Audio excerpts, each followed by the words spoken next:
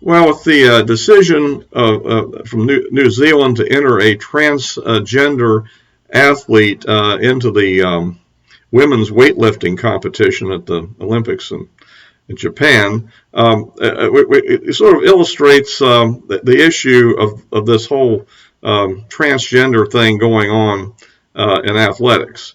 And I think there's a clear point that ought to be made about this, which I think all is being addressed in various ways. It hasn't been addressed quite as clearly as I tend to do here today.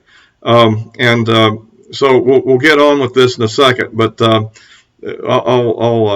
if you're actually looking at it through YouTube, just take a look at the individual in question.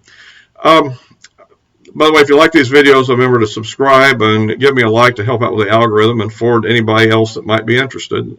Your comments are appreciated. Okay, so here's the thing.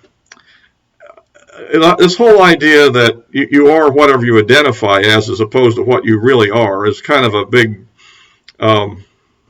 mess. And add to the fact that a male who is physically male transgendering into the female category gives them a clear physical advantage in these competitions. And the reason for it is pretty obvious. Why do we even have a category called women's sports in the first place? I mean, why don't we just have a category called sports, in which all people, regardless of whatever they identify as, can compete openly and fairly in sports, right? I mean, that's a very logical thing, right? That people would just compete in sports. If, in fact, you could just be whatever you want to identify as, and there was no fundamental physical aspect to the subject.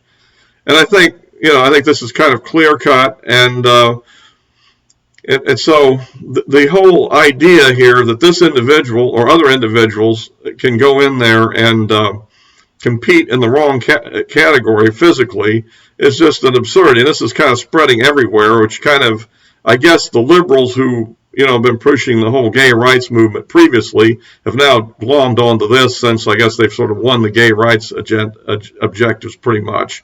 And so now this is the latest thing.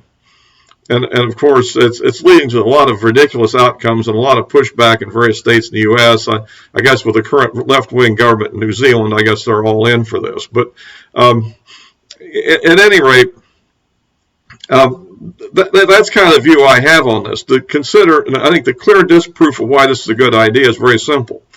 If you are going to allow this, then the real question is, why have a whole category called women's sports anyhow?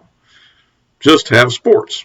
And let males, females, transgenders of all types, whatever, non-binaries, whoever, all can compete against each other, and whoever comes out the best wins. In fact, I would say that the actual real woman who comes in second, let's say, assuming this individual wins, and it doesn't seem too unlikely, actually. We'll see what Russia comes up with there or somebody, but we'll probably, I think they should just declare they're the female winner.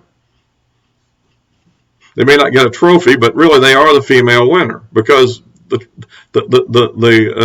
man transitioning to female is just not the same thing. A solution that could be put forward if one wanted to be really open to this whole subject, which I'm not really that fond of it, but let's just say what you could do is have a special category and say the woman's champion and the transgender champion, and just give two different trophies or awards out. That would be an interesting approach, because it's not a fair competition. It's obviously leading to some absurd results and to the detriment of women's sports, which is interesting enough. Where's our famed women's movement? It seems like it's kind of gone into recession here. I mean, it kind of had a bit of a rally with this whole Me Too thing when Trump came on the scene, but now that Trump is out of office, it appears that they've gone mute again. I mean, I would think that the people that was fighting for all this Title IX for all this time and so forth would be pretty outraged at what's happening, but in fact they're not, which I guess proves that Rush Limbaugh was right when he said that feminism really isn't about women, it's really about liberal politics, and to utilize women to promote liberal politics. Because it seems like this is a perfect example of this, that yes, there are some conservative women speaking out, but they're not the normal people that you would expect at feminist rallies previously, right? I mean, it's not a bunch of Hollywood actresses and so forth. So, at any rate, that's kind of what I think about that subject, and interesting what other people think. I think it's a better way to attack this subject, really, than simply to say it's unfair, which it is unfair, but it also says that if you're going to go there, then why are we even making gender categories in sports in the first place? And I think since most people feel there's a good reason to do that, then there's a good reason not to let the transgenders compete in it. All right. And also, I think you also notice that you don't see a whole lot of males transitioning as females. I mean, females transitioning as males trying to compete in men's sports, do you? Well, maybe it does happen. I think I did hear of some woman that wanted to play on the boys' football team a few years back. But at any rate, it's not a major event, is it?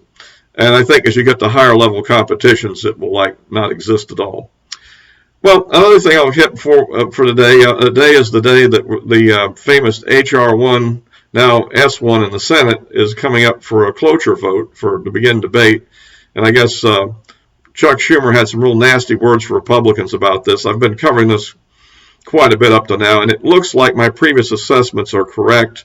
We'll see today when they actually have the cloture vote what happens, but it looks like that essentially they won't end the filibuster today, hopefully, and that will kill this thing for the time being.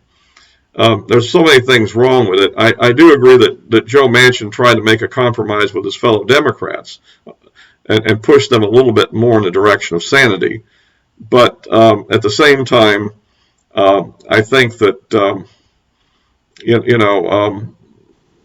I don't think he's made any compromise with any Republicans. So hopefully the filibuster will hold and this thing will go down to an ignominy where it should go to. There's so much bad about this bill. I mean, even his compromise apparently does actually favor, as far as I can tell now, voter ID, except it says in addition you could use a